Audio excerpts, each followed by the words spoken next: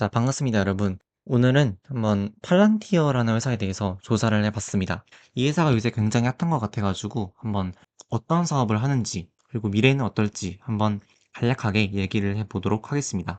우선 팔란티어가 어떤 사업을 하는지부터 말씀을 드리겠습니다. 일단 팔란티어 이전에는 예를 들어서 제가 엔지니어라고 해봅시다. 그래서 수리할 차량이 들어왔는데 운전석 온도가 문제라고 합니다. 그러면 제가 전에 쌓였던 어떤 과거 데이터를 일단 직접 찾아본 다음에, 그리고 직접 이제 원인을 찾아가지고 수리를 해야겠죠. 근데 이제 팔란티어 이후에는 이 과정이 어떻게 변화를 하냐.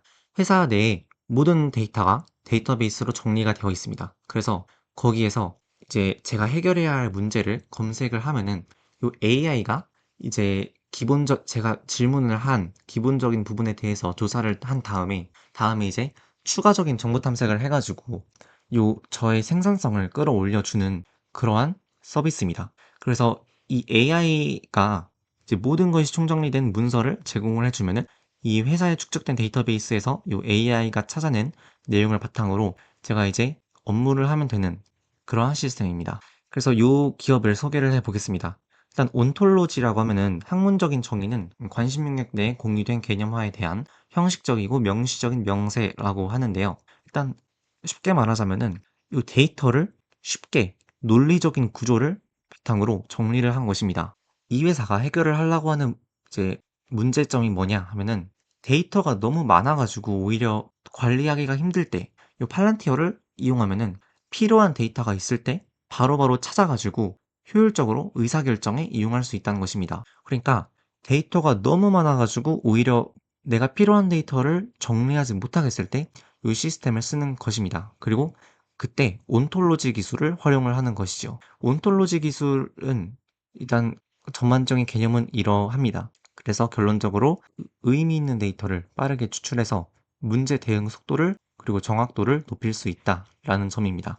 이게 군사용으로도 군사용이 제일 먼저 이제 출시가 되었고, 그 다음에 이거를 군사용에서 확장을 해서 민간 기업의 생산성 향상 용도로 쓸 수 있겠다라고 해서 또 팔란티어 파운드리라는 상품으로 확장을 했고요. 또 팔란티어 아폴로라고 해서 전체 프로그램을 업데이트 시켜주는 그런 시스템을 하나로 통합을 했습니다. 그리고 또 마지막으로 팔란티어 AIP라고 해서 좀 전에 소개를 했듯이 AI 시스템을 요 기존 시스템과 결부를 한 새로운 그런 상품을 만들었습니다. 그래서 요 네 가지 프로그램을 바탕으로 사업을 벌이고 있습니다. 매출 구성을 보면은 일단 55%는 정부로부터 나고, 그리고 또 45%가 민간 기업으로부터 나고 있습니다. 여태까지 살펴본 기업 중에서는 정부 비중이 제일 높았던 것 같습니다.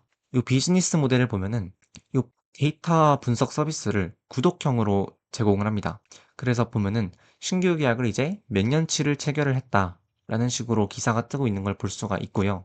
하여튼 이런 구독형 모델을 바탕으로 해서 매출이 반복적으로 발생을 한다라는 것이 특징입니다. 그래서 구독형 매출이란 것이 고정 매출원이 확보가 된다라는 점이 좋고요. 또 계약 갱신도 많이 한다라는 의미가 있고, 또 제일 의미가 있는 부분은 아무래도 장기적 매출 예측이 쉬워진다라는 점입니다.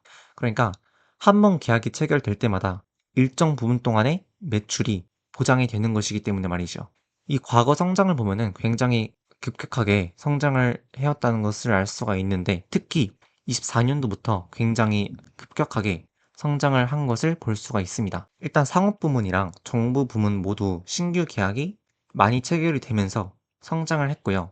이 성장의 근본적인 원인을 보면은 아무래도 실력과 운이 동시에 작용했다라고 볼 수가 있겠습니다. 일단 이 성장 자체는, 그러니까 매출이랑 이익 성장 자체는 신규 계약 체결이 그 근본적인 원인이 되었고요. 이 신규 계약이 터진 것은 2023년도에 AI 이제 챗GPT가 나오면서 AI 붐이 났고, 그때 AIP를 출시를 한 것이 2024년도부터 운도 작용을 했죠, 물론. 2024년도부터 하필 이 AIP 상품의 매출이, 그러니까 AIP라는 것이 고담이랑 그 파운드리 기존 상품을 통합을 한 거거든요. 그러니까 그 상품들이 통합이 된 거거든요. 걔네들이 운 좋게 팔려 나가면서 왕창 수익이 났다는 것입니다.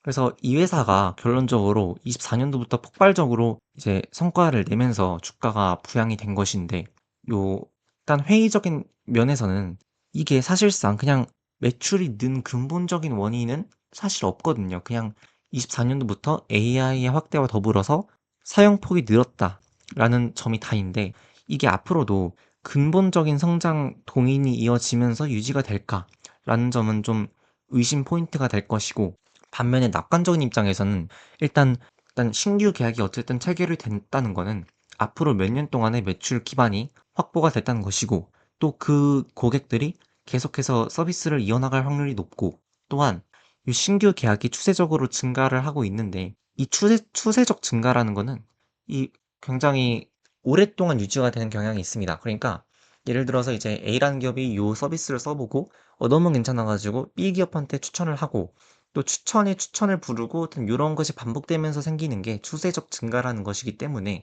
앞으로도 이익이 성장할 것이다 라는 낙관적인 전망도 해볼 수가 있겠습니다. 그래서 팔란티어가 보면은 한국으로도 확장을 하고 있는 모습을 보여줍니다. LIG 넥스원 그리고 또 KT가 최근에 이제 MOU를 체결을 했고, 또한 좀 오래된 얘기이긴 하지만은 현대중공업이 이미 2022년도에 미리 팔란티어를 적극적으로 이제 활용을 한 것을 볼 수가 있었습니다. 그래서 이 한국 확장 사례가 견고한 성장성, 어떤 어, 경쟁 우위를 나타내는 것일지는 한번 생각을 해봐야 할 부분인 것 같습니다. 일단 팔런티어 분석은 여기까지입니다. 감사합니다.